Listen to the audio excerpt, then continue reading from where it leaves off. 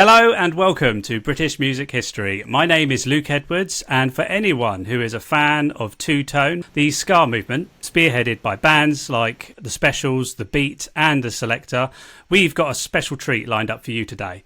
Today I'm going to be interviewing the award-winning author Daniel Rachel to talk about his latest book. I've been a huge fan of Daniel's work for a long time. Previous works of his that you may be familiar with include Isle of Noises, Conversations with Great British Songwriters, a series of incredibly illuminating interviews from Ray Davies of the Kinks all the way to new folk songstress Laura Marling. Daniel also wrote Walls Come Tumbling Down, the music and politics of rock against racism, two-tone and Red Wedge, a brilliant account of pop and politics from 1976 to 1992. Then there was Don't Look Back in Anger, the rise and fall of Cool Britannia, in which Daniel turned his attention to the Britpop era, thanks to first-hand recollections from the likes of Noel Gallagher of Oasis to Blur's Damon Albarn. I also greatly enjoyed the alternate history scenario Daniel explored in The Lost Album of the Beatles, What If the Beatles Hadn't Split Up, which compiles a hypothetical track list of an album in 1970 if the Beatles hadn't gone solo and instead recorded a follow-up to Abbey Road.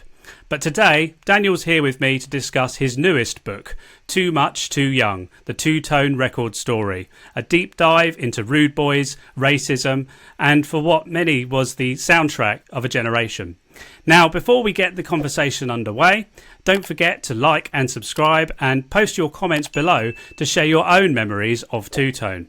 Also, if you'd like to see more of this content moving forward, you can support me by clicking on the link in the description to head over to my Patreon, where you can get extra perks by becoming a fully fledged member of the British music history community. So, let's talk two-tone, shall we? Pop on your Doc Martens, strap up your braces, and let's get moon stomping. Hello Daniel, how are you doing on this fine afternoon? I'm doing very well, thank you. I've just come back from Brighton, hence bleary eyes, dark bags. Well, I'm in Margate at the moment, so there's a bit of a connection between the whole Brighton and Margate thing. yeah, we could have a fight on the beaches, mods versus rockers. Why not? So yeah, I'm so glad that you joined me for this conversation today. Like I said in the intro, I've been reading your books for many years, and I got your recent one, Too Much Too Young, for Christmas, and I devoured that in just a matter of days. So thank you for joining me today. Well, that's lovely to hear. Thank you, Luke. No worries. So what initially sparked your interest in writing a definitive history of the two-tone record label and its movement? I never said it was definitive, but you may. Well, I do. You may say that. I couldn't possibly comment, as the famous drama says, Francis Urquhart. Well, I was a teenage rude boy. And so when two-tone kind of hit the school playground like a tsunami, I was swept up in the love of the music of Specials and Madness and the Beat, and it stayed with me ever since, really. The records and the music, and then I guess over the years, as there's been dialogue about two-tone in various magazines and books, I guess I've always had a slight sense of frustration that a comprehensive narrative hasn't been written, and after bemoaning that to various different people, and over the years people saying, well, you should write it, then eventually I thought, well, okay, I'll give it a go and see what happens. Well, like I say, it's a great read, and I too kind of felt that there was a bit of a gap in the market for that kind of thing. I'm a big fan of, there was a book on madness a while ago, which sort of came close, and of course there was a great book as well about the Specials specifically, but nothing that kind of covers the all-encompassing two-tone movement as a whole. So it was quite refreshing to have that. And in a way, don't you feel that your book about Red Wedge kind of touched upon some of those issues too?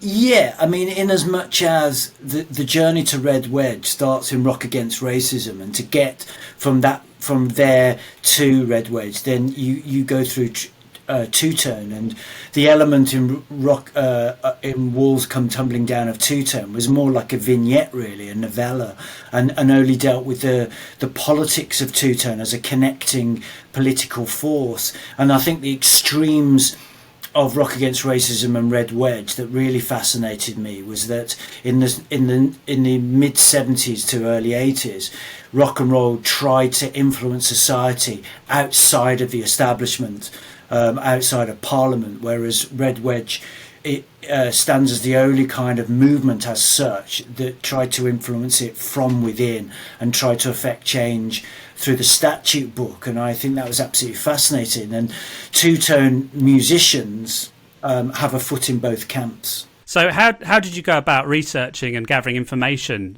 for such an in-depth look at this era? Initially, the idea was to speak to as many people involved in two-tone. So I ended up speaking to about 100 people, and that was most of the members of the bands, their managers, the record label, not just Two-Tone but Chrysalis, who licensed Two-Tone, even down to the Two-Tone fan club secretary, Two-Tone Tess. And the idea just to get a kind of a 360 rounded impression of what Two-Tone was, because, you know, we know a record was released on this date or a gig happened at this venue, but everybody has a different opinion, and I wanted all those different opinions. But first port of call was to ask Jerry Dammers, because Jerry was the man that formed the Specials and had the vision for Two-Tone and saw it all the way through. And in fact, I actually approached Jerry 10 years previous to this. I think I had the idea. I wanted it to be my second book after Isle of Noises, and I saw that Jerry was DJing at the South Bank in London, in the Claw Ballroom. So I wrote him a letter, and I went down, and sure enough, there he was on stage, and I was like, oh wow, it's Jerry Dammers, you know. So I got my nerve together, and when he dropped the needle on a record, I thought, well, I've got 4 minutes until the next one, or 3.5, and so I handed him this letter, and at the same time said, I'd really love to do this book. And he just said, why is everybody always interested in the past? But slipped the letter in his inside pocket and prepared to find his next record, and that was it. End of conversation. And I've never asked him if he read the letter, but this time round, for Too Much Too Young, I ended up speaking to him over a 2-year period, and those conversations and meetings and emails and texts play a large part in informing how the book was written. As you'll know, tragically, Terry Hall recently passed away. Did you have a chance to speak to him as well for this book? I have met Terry on numerous occasions, but I didn't directly talk to him for the book. It was still in a kind of a possibility phase when I think he became ill, and that killed off the idea. But I don't think as a reader you would necessarily feel his absence, because there's a large part of the book which is used in archive interviews, and although I met so many people, a lot of that was to kind of verify stories were right, just give a little bit more depth, and just make sure that when I was referring to things of the past, that there was a truth, that they were truthful. And it's a strange one when you're doing a history, because obviously quotes from the time have got absolute detail of an event. If Gangsters is released in April 1979 and there's an interview in April, then the detail about that release is going to be considerably different to somebody reflecting back on it 50 years later. So the first time I met Terry Hall, I think, was in the early 90s, and I ended up buying an acoustic guitar on Denmark Street that he was trying out, because I think he was about to play the Borderline, and he put it down to one side and rejected it. And I was so in awe that it was Terry Hall that I bought that guitar, kind of blinded by the fact it actually wasn't very good. And it was a Cherville. I kept it for about 2 years and then sold it on. But at that point, there was a bootleg of the Specials live at the Moonlight about to be released. And I remember talking to him about that. And he just said, I have no control over these bootlegs. And I'd really rather they weren't happening, because it's not how I want the Specials to be remembered, much as that is a brilliant bootleg.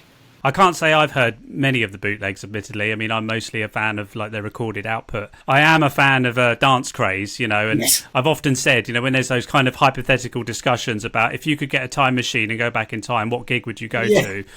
Those gigs are definitely on my list, you know. The great thing about Dance Craze, you know, was that it gives the impression it's all one continuous gig, and it was, you know, made with the idea that for fans too young to get inside the concert halls, this was the nearest thing you were going to experience. And it's an amazing document, of a period. And just before the completion of the book, in fact, Jerry invited me down to the BFI to watch Dance Craze with him, and I just assumed that this was going to be a meeting of several hundred people, perhaps reviewers and journalists and those kind of people, and when I turned up, it was just me and him. So we watched Dance Craze together, which was quite an extraordinary experience, really, because I couldn't help kind of moving and dancing around. I'm thinking, oh, that's Jerry. And at the end, he said, no, Dan, I think the beat might be better than the Specials. Who's your favourite? I said, well, of course my favourite's the Specials. But the beat, you know, amazing band. Yeah, definitely. And that's obviously the English beat for any Americans who are watching this, you know. I can't, given that they've been renamed. I know you have to say English beat. Inexplicably, just for clarity, you know. But yeah, I mean, we know them as the Beat. So based on your research then, how important of a role did the founder, Jerry Dammers, play in shaping the two-tone sound and vision? Well, the two-tone sound is much like the car industry. And the you know, the comparisons are Detroit Motown and the car industry, Coventry two-tone, the car industry, in two different cities, and a production line that a car plant produced these vehicles. Jerry wanted to produce records, and the identifiable look of a vehicle was going to be the identifiable sound of two-tone the first time you pop the needle on the record. And that's pretty much what happened, really, that those initial releases are obviously two-tone. And Jerry wanted to be a pop star, formed the Specials, but when it came to signing the Specials to get a major deal, he had this stipulation that you were going to be signing a label, and within the label, the stipulation was that the whoever signed the label would have to release 6 records a year of other bands. And of course, Chrysalis, who won out on that battle over people like Mick Jagger and Virgin Records, they said, who are the other bands? To which Jerry said, I have no idea. And then within months, that was Madness and the Selector and the Beat, and a host of other artists. So Jerry is two-tone. It's all came out of his imagination, and it's a quite extraordinary concept, really, that encompasses a lot, and I think in many ways a lot more that is born out of the audience's idea of what two-tone is, that was probably greater than what Jerry's was. But of course, that two-tone sound, although there's similarities, there's quite a lot that separates those bands. There's a vast difference between listening to something like Twist and Crawl by the Beat and My Girl by Madness, you know, or Gangsters by the Specials, and Street Feeling by Selector. You know, it's there to be found and enjoyed, those differences. I'm glad your book made mention of Bad Manners too, because, you know, strictly speaking, I know that they were on the Dance Craze tour, but they're not technically a two-tone member. But but I do kind of consider them part of that wave, Yeah, they're under the umbrella of Two Tone, and yeah, they're on the Dance Craze live album and film. And Jerry Dammers offered Bad Manners a deal in 1979, and I think that as UB40 almost signed to Two Tone, so there's these. There's like a fraternity of bands that you can kind of embrace to tell the Two Tone story. And of course, the Bad Manners singles, that run of singles they had, which was second only to Madness in success, really, on the British chart. Great records. They're a fabulous band, musician-wise, and Roger Lomas, who's the producer, just knew how to create a hit in 3 minutes. The other band I wanted to ask you about as well is the Body Snatchers. Yeah. Because I love Let's Do Rocksteady, and it's always been a bit of an annoyance, I suppose, that they never actually were able to release a full-length LP. What can you say about the Body Snatchers? Oh my God! I mean, I could write a whole book on the Body Snatchers. I've find myself becoming more and more intrigued by these 7 women. And what they went through in 11 months between forming and splitting up. And it's a great story, and they get a lot of depth within Too Much Too Young. They did 2 singles, and the second one got to number 50, and kind of unfortunately it all unravelled thereafter. But in many ways, the Body Snatchers represent all the facets of Two Tone, pretty much all of them. And one of the great elements of the story is class. And as we all know, Britain is run on a class system, always has been, and seemingly will always be, unless some kind of radical change or revolution occurs in the country. But within the Body Snatchers, you have upper class, middle class, working class musicians, and they struggle really to become a cohesive unit that can surpass, get over what they are individually to create something as a whole. They don't really, I mean, they do over 200 gigs, but they are a democracy. They don't really have a manager for any kind of notable period, and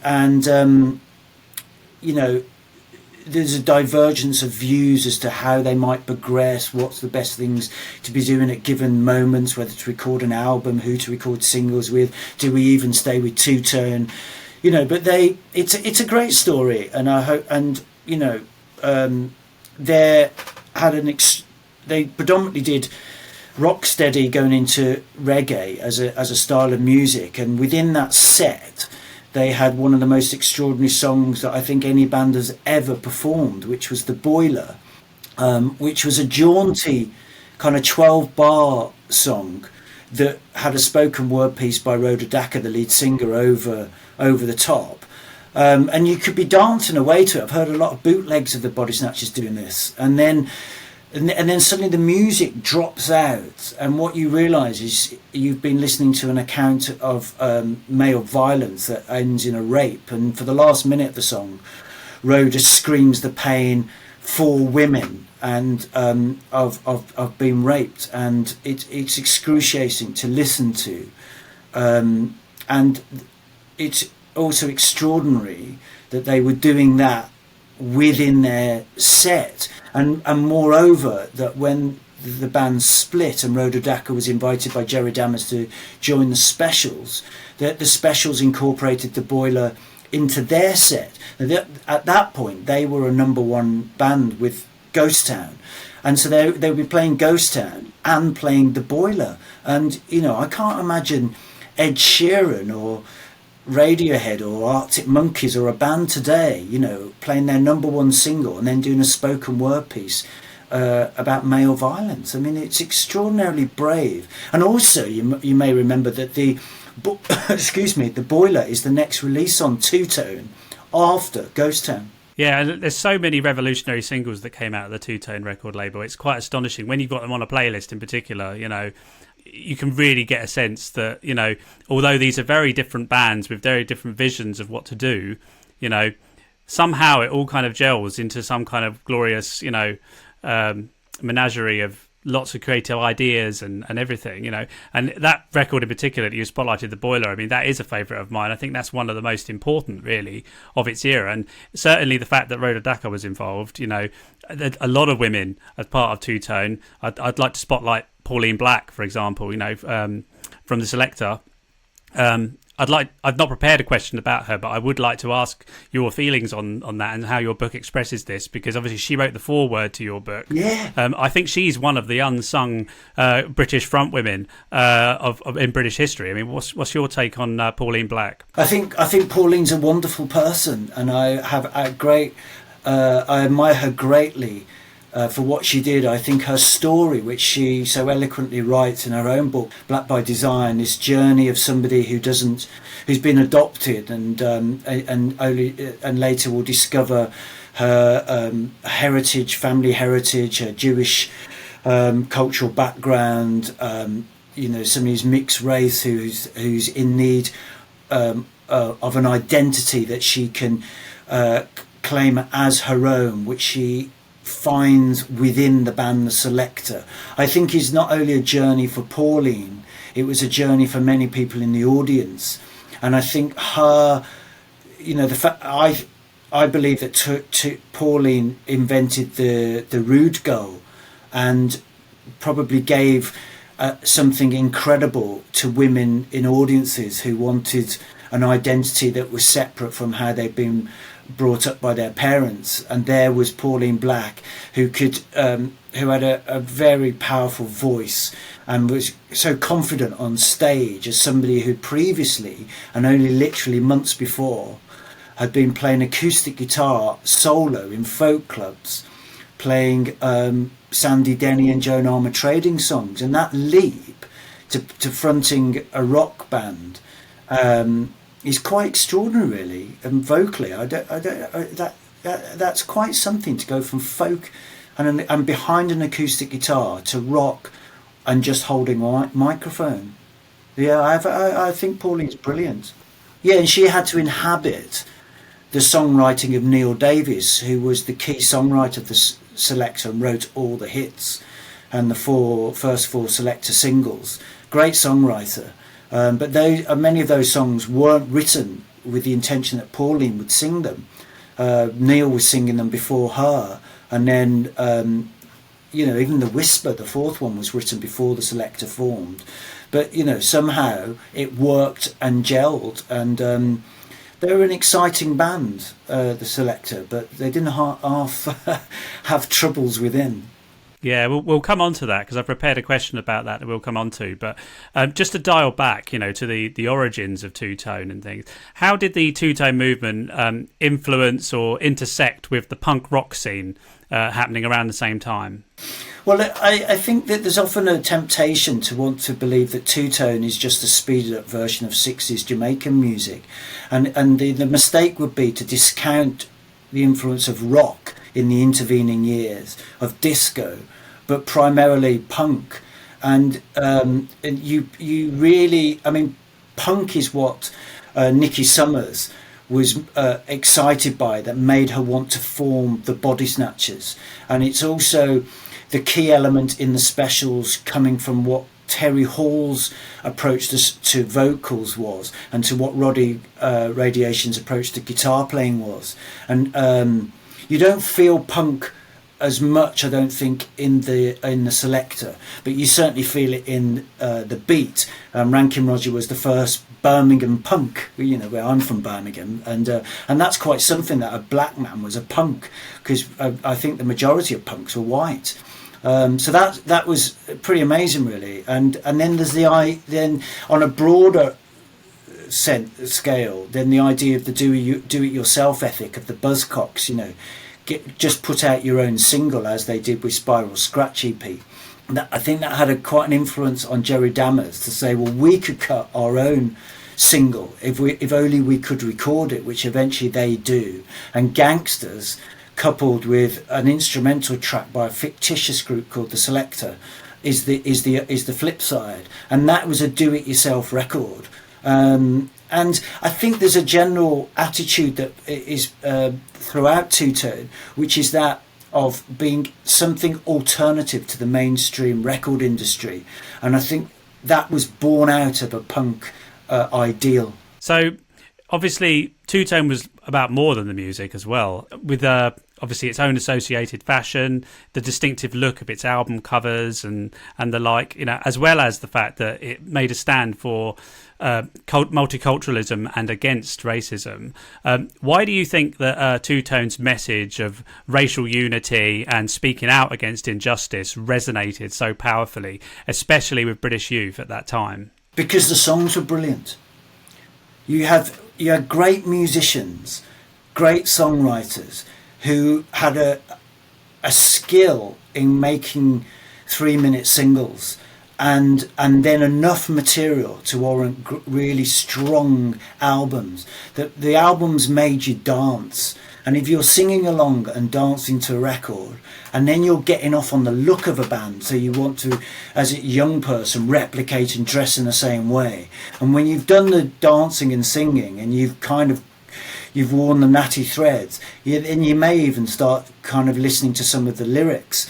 I think that's the order I would probably process Two Tone as a child, and those lyrics spoke of what was happening in society, and social politics, and to a lesser degree party political politics. Is that a phrase? Well, it is now. I've just said it. But it was street songs. Concrete Jungle was about knife crime and street feeling, and all these songs really. What was happening on the streets? What was happening on the streets was the battle between the first, second generation kids of the Windrush generation, who had been schooled in this country and had grown up with English pop music, mod music, the Beatles, the Stones, the Kinks, and black and white kids who were learning about Caribbean influences, and so there was this sharing of image and music in school in the late 60s, early 70s, and in youth clubs and places like that. It was only natural when these kids picked up their instruments, they would want to play together and fuse what they're grown up with. And so you get what the Clash did and what the Police did, and then you get what these bands under the Two Tone umbrella did. And so if you're young, I think that these bands were literally representing what you saw out of your window, or in your personal experience. And there's different degrees of that. Madness were a lot lighter in their touch than the Specials were, or even the Selector, who are quite hardcore, and whereas the Beat had a more dance element and a different kind of intelligence in which they put across their arguments. Yeah, definitely. I'm interested to know your view on, obviously around the same time you had the mod revival movement bursting back again, with the Jam, spearheaded by the Jam, but then you have obviously other bands that followed in their wake. Where do you think Two Tone sits in the midst of that mod revival movement? Well, Jerry talks about this directly in the book, and he says, that Paul Weller of the Jam, he had the mods as his following, and bands like the Clash had a punk following, and he was aware that the Specials needed their following, and he kind of very casually, in an interview in April 1979, this is just as Gangsters is about to become their DIY single, says, I don't know, maybe we could call them something like Rude Boys. And behind that, for Jerry, is his whole knowledge of what Rude Boys are, and these outlaw kind of gun-carrying troublemakers from mid-60s Jamaica. And here we have a contradiction, because as soon as they are introducing what Rude Boys are and how it differentiates from mod, they're also issuing warnings, which is, don't be a rude boy. Here's a message to you, rude boys. So, which is, don't be violent. Yet they're the ones that have introduced it in the first place. So, but the music-wise, there's you can feel elements of what influenced mod, because mod was influenced by Jamaican music in the first place. And in the clothing, there's a crossover in there for a set. I think probably the single biggest differences would be a rude boy wouldn't wear a parka, but a mod would. And you wouldn't wear those kind of bowling shoes or jam shoes, that mods did. But a rude boy was more likely to wear brogues or loafers, which again a mod might wear those. So there's very subtle differences. But for some reason, I growing up in Birmingham in this period, it was always obvious who was a mod and who was a rudie, and never the twain should meet where we were. I mean, tribes was everything about music was about your tribe, of going back to Teddy Boys and all the different things that happened all the way up to two-tone. And ultimately what it is when you're trying to find and claim your identity of who you are, music was so important to the statement you wanted to tell the world. It went down to who you wrote on your school ruler, on your rucksack, and what coat and badges you wore. And you wanted to say, or the t-shirt you wore, and this is what I stand for, this is who I'm into. And you would take the values of these artists and as almost like a gospel as you read about them in the music papers. Or for me, Smash Hits was my big magazine. And I really believe that when I was pretty thick at school, and I was in bottom sets for a lot of things. And what I realised as I grew into later teen years and my 20s is I digested a lot of the ideas emanating from two-tone, and realised that they'd given me an education that school had failed me. I mentioned the boiler. I was not taught at school about male violence, sexual violence or rape. That is something that is part of society today as it was then, not taught at school. That's a disgrace. I was not taught about the British Empire and the way that we destroyed other countries' indigenous culture by imposing a British culture and then withdrawing and leaving countries to it. I was not taught that in history lessons.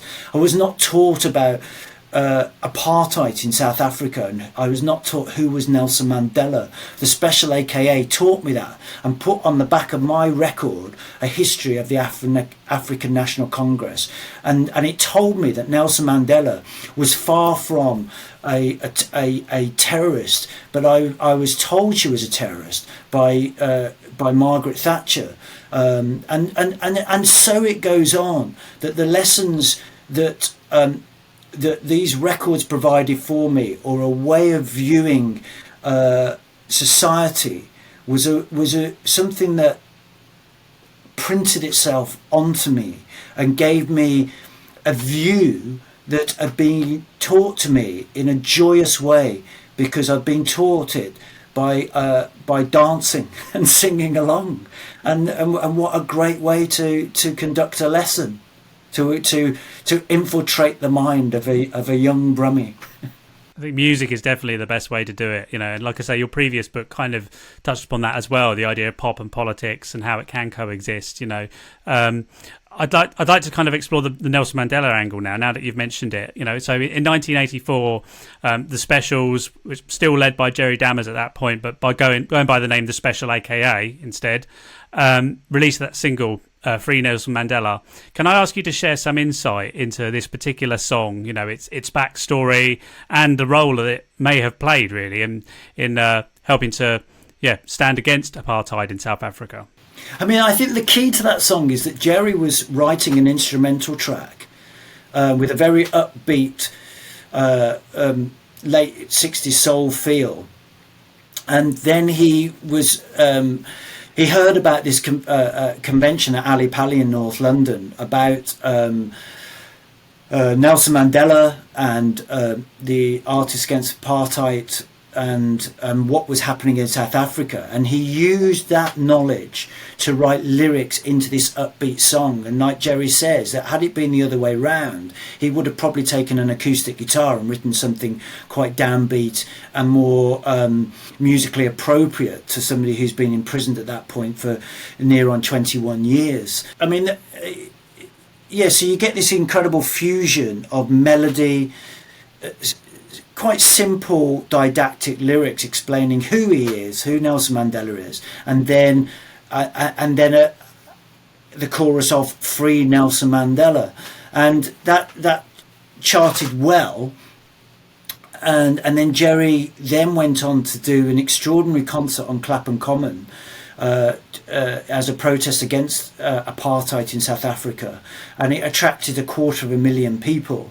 And subsequently, he instigated what became the Wembley concerts in 1988 and 1990. And at the second one of those, Nelson Mandela was there on stage, and he was a free man. And South Africa had 4 years to go until it was liberated from apartheid. But the fact that 600 million people watched that concert globally, and they saw artists of the stature of Whitney Houston and Stevie Wonder and Annie Lennox singing this chorus, "Free Nelson Mandela," spoke quite impressively of the power of a song to reach out and educate. And and if I was just one kid that had no idea who Nelson Mandela was until that song happened, I'm sure there's plenty more like me.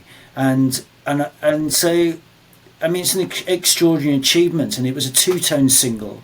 And it because of those concerts, it acts as the end game, really, within the book that I've written, and really for Two Tone itself as a record label. That leads us on to some of the kind of the demise of Two Tone eventual. I mean, what were some of the key tensions, and sources of infighting that arose among the Two Tone artists that contributed to the movement's decline? Well, really, the Beat and Madness were the only two bands that could have an argument and still be friends and get on with each other, and probably more so in Madness than in the Beat. But for the rest of the bands, they were in constant turmoil. They were a microcosm of what was happening in society, and in larger society, people clashed over their education background, their class backgrounds.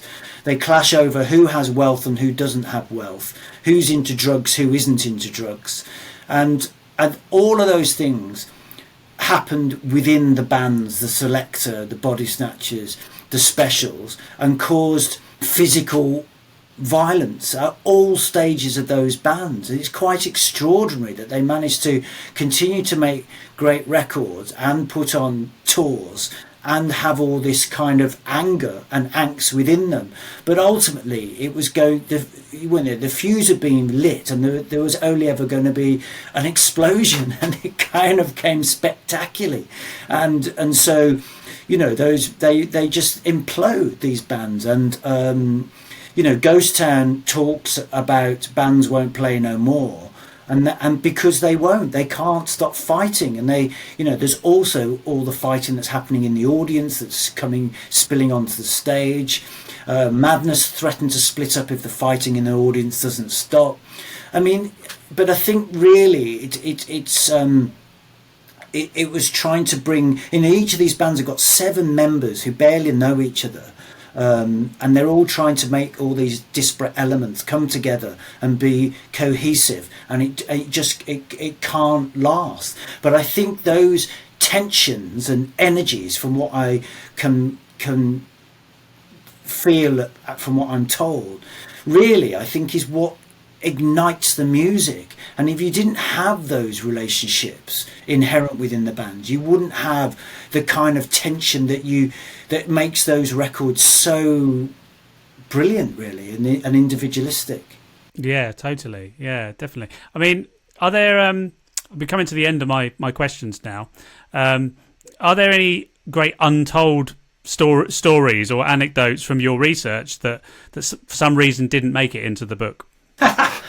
I've given you 500 pages of great stories, and you want more? Come on. Well, I can't ask for one that's in the book, because otherwise, people won't buy it, will they? If there's a great story, it's in the book. Really, I mean, I don't think I shied away from telling stories, and I didn't care.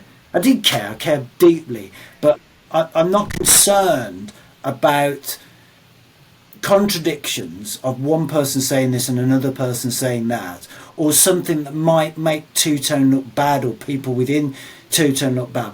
I wanted to tell something that was truthful, because I think two-tone is amazing in what it is and stood for, and what it's and what we're left with, and that isn't just nice toppings on a cake. You know, there's a heart and a meat. Not you want a meaty cake, but you know, my analogy is kind of mixing lots of different recipes here, but the idea being that lots of things make something work, and you know, you want to look at the lovely topping and the icing, but you have to understand and get through the hard work of you know, making sure that the flour doesn't, you know, bind, and you can actually get a lightness in there. And so it's all in there. That's what I'm saying basically. And some of it's ugly, and you know, maybe Jerry Dammers comes out as this hero for 95% of the book, but there's maybe 5% where people will go, whoa, I'm not too great about how he did that. But that, who isn't like that? We're all like that. We're all contradictions, and none of us are perfect, and we all have our flaws. And I think it's our imperfections and our flaws that make us better people and more interesting and rounded people.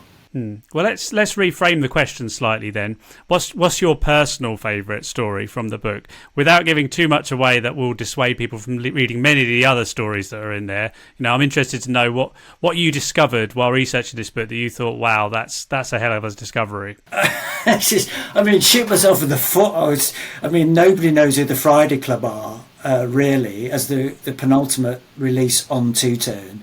And they get a chapter in the book, and I just found their story fantastic. And they end up doing a tour with Madness. So in 1985, it's the last Two-Tone tour. Madness supported by the Friday Club.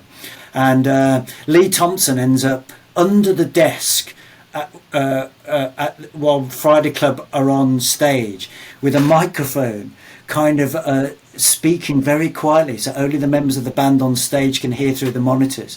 And he's going, oh, very dodgy keyboard solo there, making things like little comments to try and put the band off, and you know, on their big support tour to Madness. And there's so many great stories about Friday Club's manager is in a fight with Cahill from Madness, and Suggs intervenes, and then there's gangsters involved, and then they get one of the chief songwriters of the Friday Club, and Madness ends up putting him in a shower, and he's so drunk he ends up on all fours barking like a dog, and they film him, and it's all mad. It's a great, you know, you might not know who the Friday Club is, and you may think that their single window shopping is awful, as most of them do, but that tour, I just thought, wow, what a great, as we get towards the finale of the book, it's meant to be like a reigniting of welcome back to Madness in 1985, and just enjoy the mayhem of these 28 days they spend on tour with each other. Your mention of the Friday Club has actually reminded me about the Higsons, and the fact that, I never knew up until probably a couple of years ago that Charlie Higson was, you know, the guy fronting that band. It makes sense given that they're called the Higsons, but obviously given that I mainly knew him as the comedian in the Fast Show, blew my mind to think that he was once in a band that was signed to Two-Tone, albeit briefly. Is there anything you can say about the Higsons in specific in terms of what you've included in the book? And did you speak to Charlie at all to reflect upon his time in the band? I met all the Higsons, and I went round to Charlie's house, and I was really excited, because I just thought the Fast Show was the funniest thing on British television in the 90s. Wow, and I'm still quoting from the Fast Show now. Just so many brilliant moments, and the fact that Charlie, wow,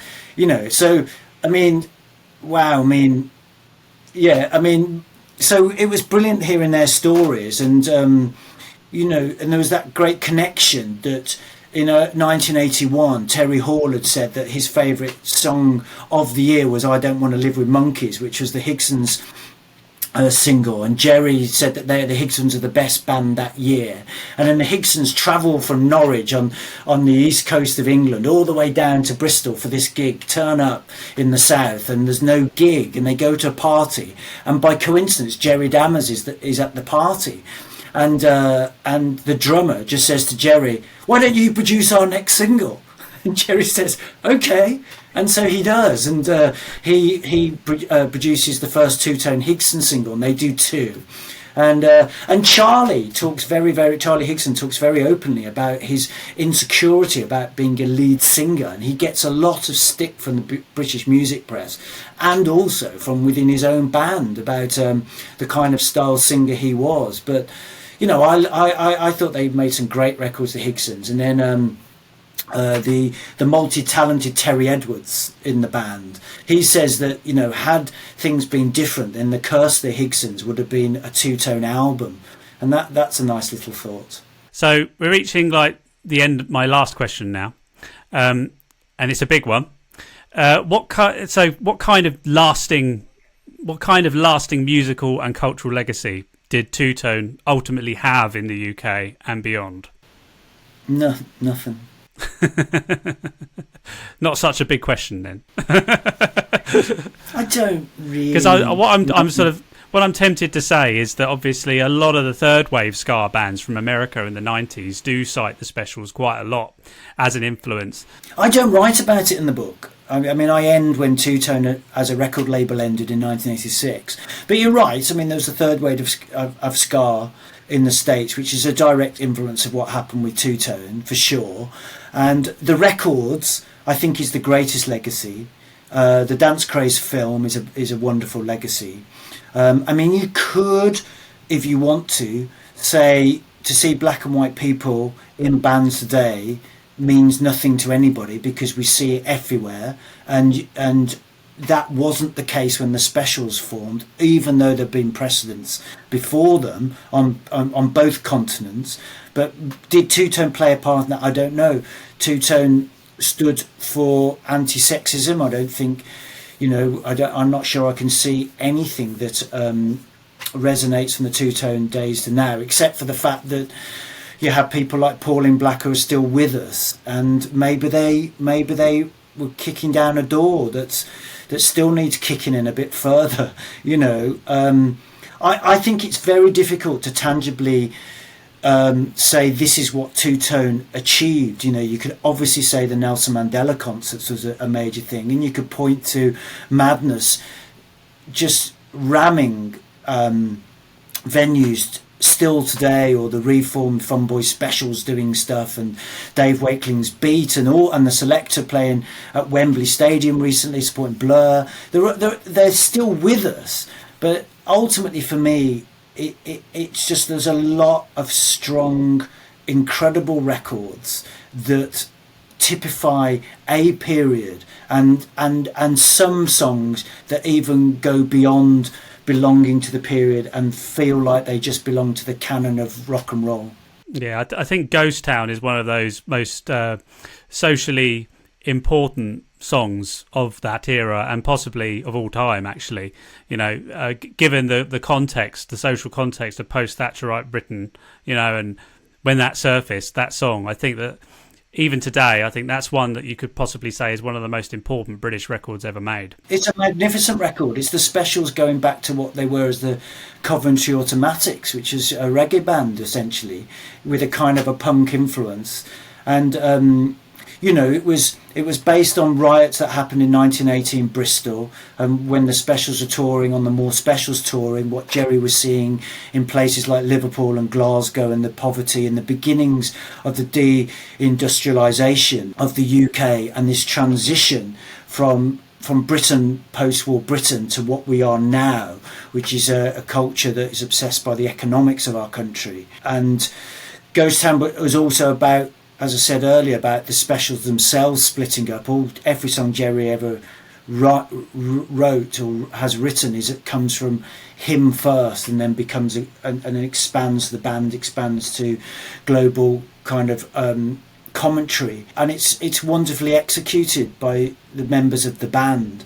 And lest we forget that Ghost Town is also an EP with two great songs, one by Lynval Golding, Why, and one by Terry Hall, Friday Night, Saturday Morning. And so as a complete record, it's pretty stunning.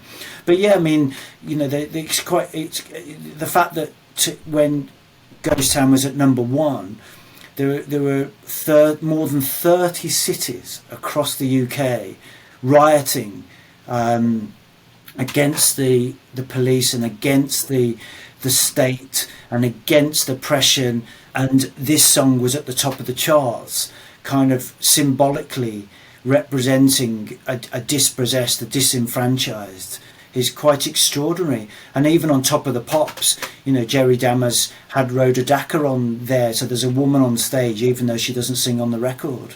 Well, thank you so much for joining me today, Daniel. Like I said at the top of our conversation, I'm a huge fan of your books, and this recent one, Too Much, Too Young, the two-tone record story, is a fantastic read for anyone who loves the specials, the beat, the selector, madness, bad manners, and all of that rabble.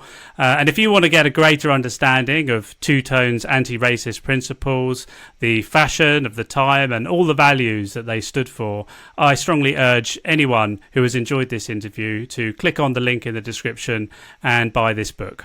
Thank you so much for your time, Daniel, and hopefully we'll get to speak again when you release your next book, whatever that may be. Thank you very much. It's really enjoyable, Luke. Thank you. No worries. All the best.